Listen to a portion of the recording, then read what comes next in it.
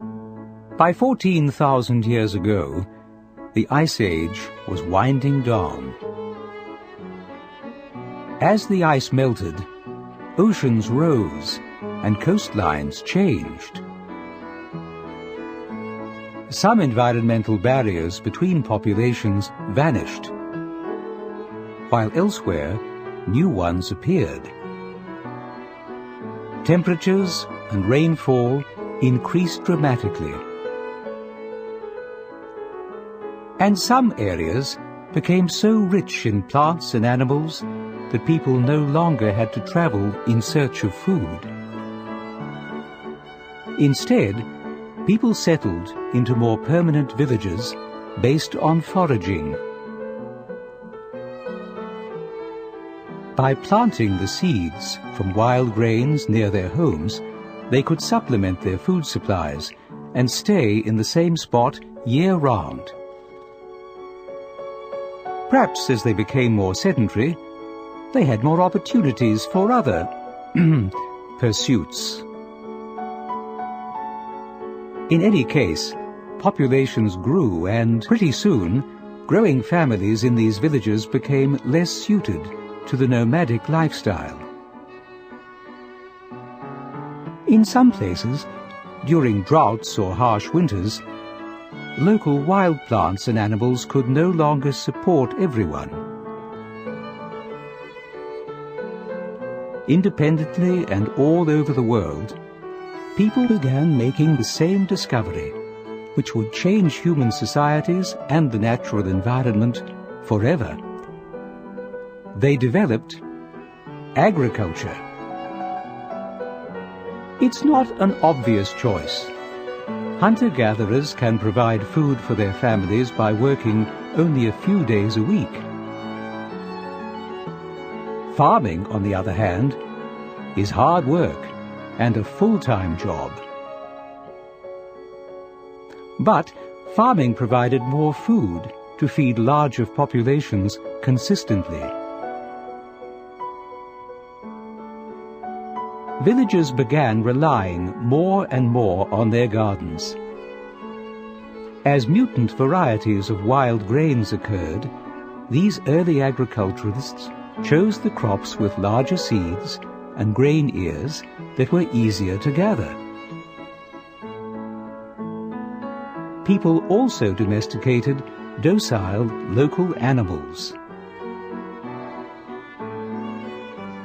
Villages grew, especially in areas with fertile soil, and became cities.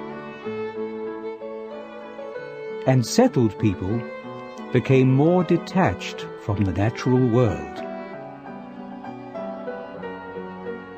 By 6,000 years ago, in Mesopotamia, there were cities with wealth, power, and a new social order. Whoever controlled grain supplies wielded power. And some people no longer had to find or produce their own food, but rather exchanged their services for dinner. Agricultural societies soon became the dominant way of life for people throughout the world.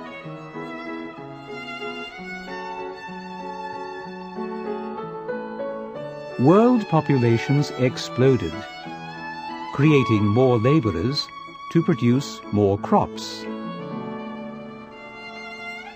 To feed more mouths, more land had to be cleared for farming. Sometimes, whole towns relocated when soils couldn't sustain repeated cultivation. And each year, people took their livestock farther and farther afield to graze. Groups who had been separated for thousands of years came in contact as they traveled in search of land, labor, and trade goods. New means of transportation brought distant cultures in contact. New families produced from these contacts blurred genetic distinctions within continents. And all around the world, migrating fathers encountered hunter-gatherers. In sub-Saharan Africa, for example, farmers spread east and south from present-day Cameroon around 5,000 years ago. Along the way, they met and absorbed many of the people whose ancestors had been living there for thousands of years. Some hunter-gatherers who lived next to farming communities took up farming themselves. But others followed game to areas unsuited for agriculture. By 1,500 years ago, agriculture dominated most of sub-Saharan Africa. But the Kalahari Desert, too harsh for farming, remained the home of hunter-gatherers, who kept not only much of their lifestyle, but also their unique click languages. In most places throughout the world, however, agriculture triumphed. As the new farmers on each continent expanded and absorbed other hunter-gatherer groups, genetic differences within continents began disappearing, setting the stage for the most recent chapter in our human story.